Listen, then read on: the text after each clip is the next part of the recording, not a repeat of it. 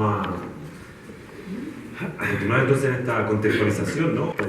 Desgarradora a veces, con uno de los más citados en las dos ponencias anteriores. Ramón Díaz, por favor.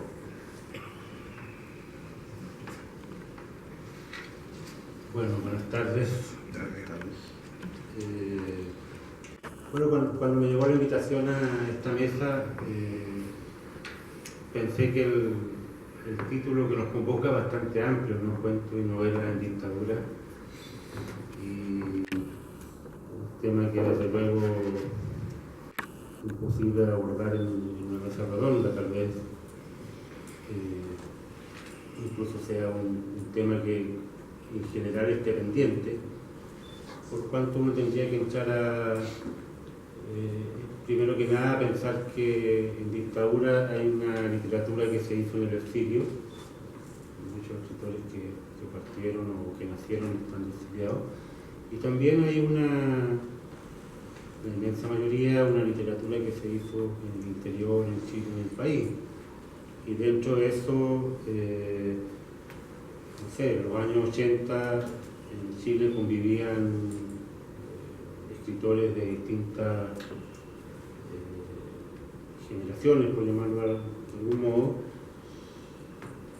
Había gente que era aún de la generación de 88, como Juan Diego Muñoz o Gonzalo Drago.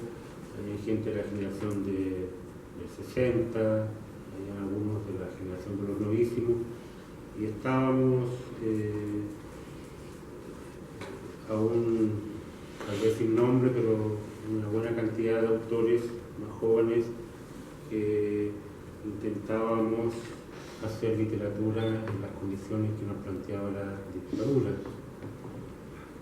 Por lo tanto, creo que es un tema que tal vez ha sido abordado parcialmente, pero que yo creo que sigue pendiente. Y bueno, a partir de esta enormidad de amplitud, digamos, yo pensé que bueno, hay que hablar de lo que uno tiene más cercano, y eso es sin duda alguna la pertenencia y la emergencia de lo que se ha dado en llamar la generación del Romeo, la generación del golpe, la generación MM, que es la generación de escritores a la que pertenecemos con Diego Muñoz, que está aquí, ¿no? Y que básicamente se caracteriza porque éramos muchachos, ¿no? Desde 14 a no más de 20 años, cuando se produce el golpe militar. Caso mío, el de Diego también, estábamos en el liceo todavía, tercero o cuarto medio. Y como otros, digamos, jóvenes de nuestra edad, digamos, en algún momento, en el caso mío ya en Santiago, decidimos encaminarnos, ¿no? por el mundo de la creación literaria, por el mundo de las letras. Y desde luego nos tocó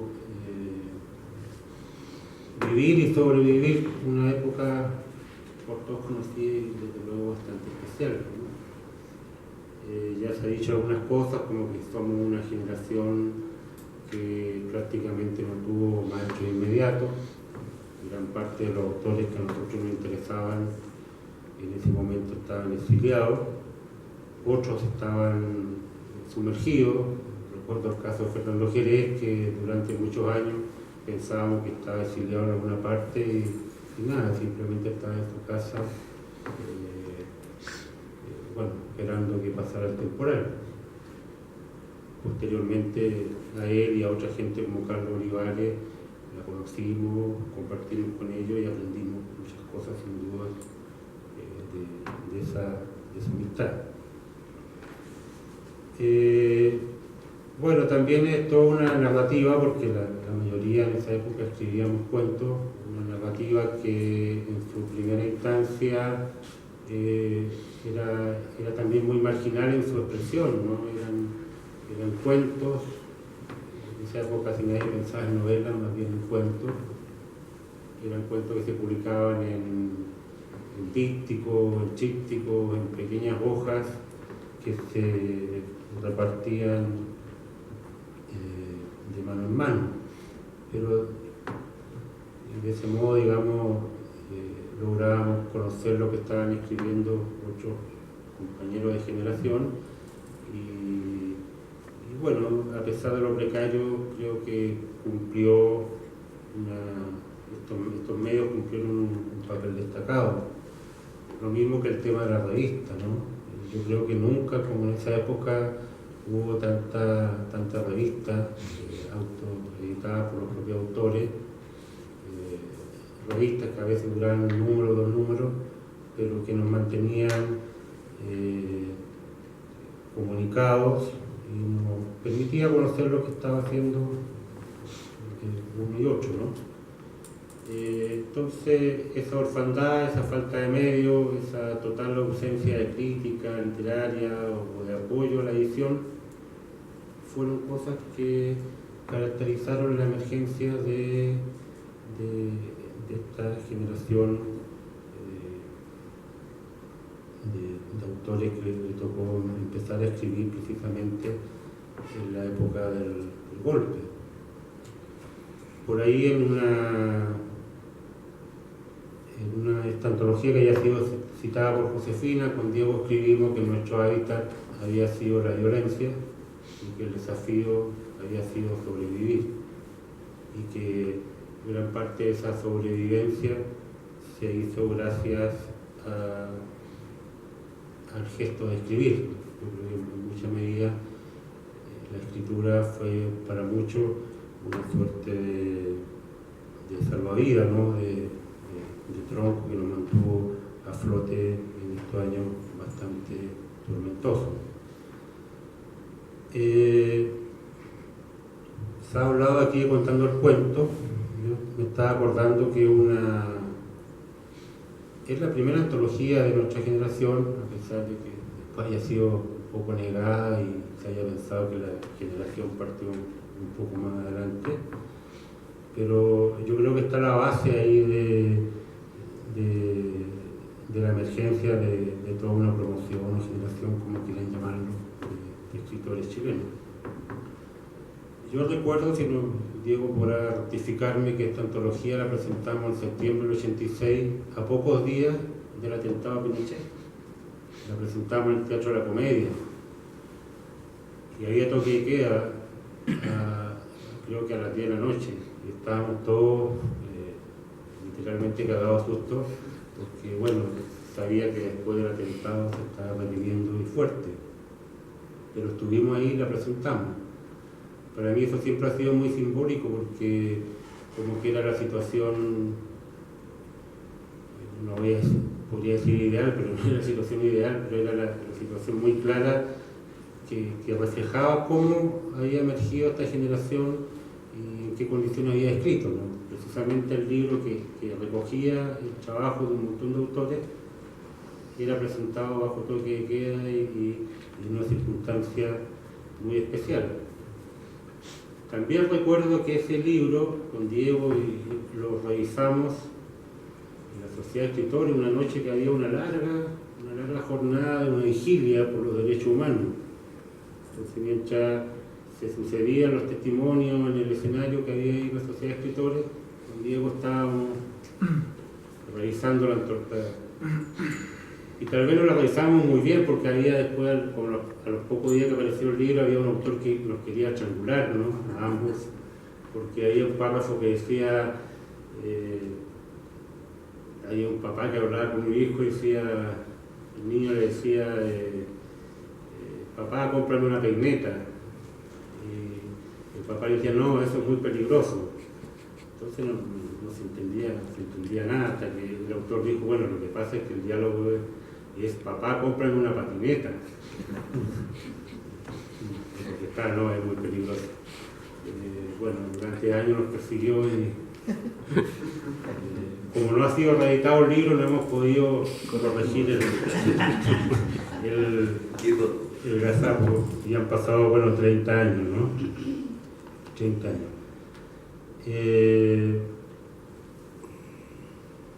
Yo siempre que de vez en cuando ojeo por lo menos el índice de esta antología y de una posterior que se llama Andar con Cuentos, me queda la satisfacción de que tan mal ojo no tuvimos con Diego, porque la mayoría de los autores que están en la otra antología son nombres, por decirlo así, puestos, ¿no? en la narrativa chilena de los últimos años,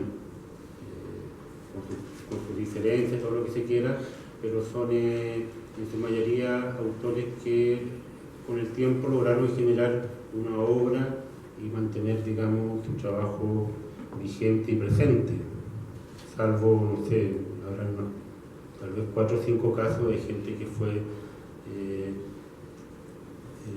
renunciando, que quedó en el camino.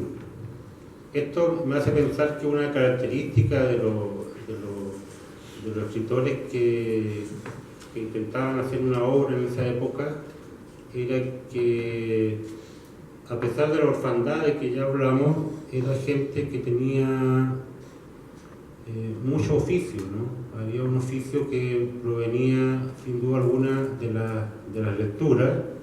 De la lectura éramos lectores bastante desatados, sobre todo de toda la narrativa del boom, qué sé yo, Cortázar, García Márquez, Onetti, todos los demás. Y eso de alguna manera también nos hacía que no fuéramos tan inocentes desde el punto de vista técnico, por decirlo así. En los cuentos que se escribían en esa época, que están en esa antología y en los libros personales, se evidencia escritores que ya a esa altura tenían oficio, que manejaban distintos recursos para hacer sus narraciones más atractivas, ¿no?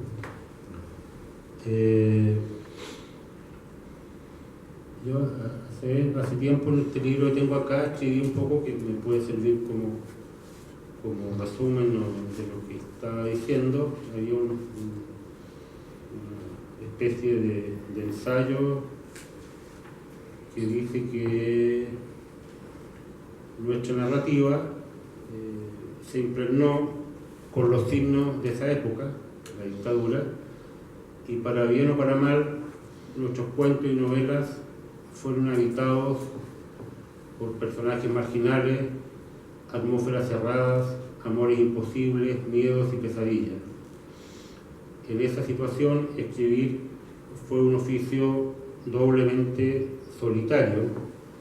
Vivimos con la soledad que requiere el escritor para producir sus obras, y con esa otra, más parecida al desamparo, que decía relación con las condiciones en las que debimos ejercer nuestro oficio. Censura y autocensura, exilio de un importante número de escritores mayores, cierre de editoriales y diarios, ausencia de crítica literaria, el miedo cotidiano, la represión en sus más variadas formas. Ese marco, y aunque la experiencia de todos los autores no sea igual, define, a mi juicio, el momento en que emerge esta narrativa y los temas principales que se abordan en sus obras, con las diferencias lógicas que pueden existir en autores con distintos compromisos, experiencias, ideologías y formas de enfrentar el fenómeno creativo. Eso lo escribí hace una punta de años y creo que en mi juicio resume, aunque sea en términos muy generales, lo que fue la presencia de esta generación en la narrativa chilena. Y yo diría que no lo digo solamente, no es algo que salga de mi cosecha, sino que últimamente lo han dicho, no sé, gente estudiosos, no sé, profesores que analizan la obra de esta generación, y si quisiéramos ver algunas de sus características, yo destacaría a lo menos 3 cosas, ¿no?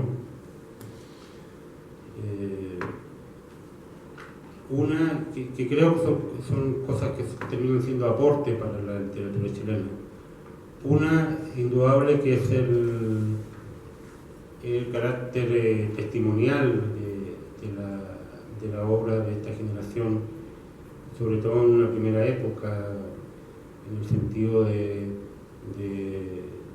reconstruir muchas historias que eran cosas que estábamos viviendo, que estábamos padeciendo, y que en una buena cantidad de cuentos ha quedado registrado, digamos, para siempre y para quien quiera leerlo, ¿no? Con Diego también hicimos años después una antología que se llamó Cuentos en Dictadura, que ya no solo tenía un carácter generacional, sino que quería recoger simplemente cuentos que se hubieran escrito precisamente en la época de la dictadura. Y yo creo que es un libro que tiene un valioso contenido como testimonio de época y de experiencia. Lo otro que se suele destacar, y que a mí me parece que es así, como aporte de nuestra generación a la narrativa chilena, es el uso, diría yo, decidido de distintos géneros, ¿no? No es que antes no se hiciera ciencia ficción o policial o novela rosa o novela histórica, pero a mí me parece que es en esta generación cuando una serie de autores se atreven precisamente a trabajar, a hacer una literatura también, podríamos decir, desde los márgenes, porque los géneros siempre han sido expresiones un tanto marginales, sobre todo en Chile, y aportar, tal vez podríamos decir, nuevas visiones, nuevos puntos de vista, nueva sangre a la narrativa chilena desde la ciencia ficción, desde la novela policial, desde la novela histórica. Y otra cosa que yo creo que tiene mucho que ver con nuestra generación y que para mí es muy importante es la presencia, casi podría decir masiva, ¿no? Que pueda surgir, parece exagerado, de la presencia de las narradoras, de las escritoras, que yo creo que, claro, existían autoras en la historia del cuento y de la novela chilena anteriores, pero a mí me parece que es en esta generación donde hay una presencia muy consistente, muy sólida y muy amplia.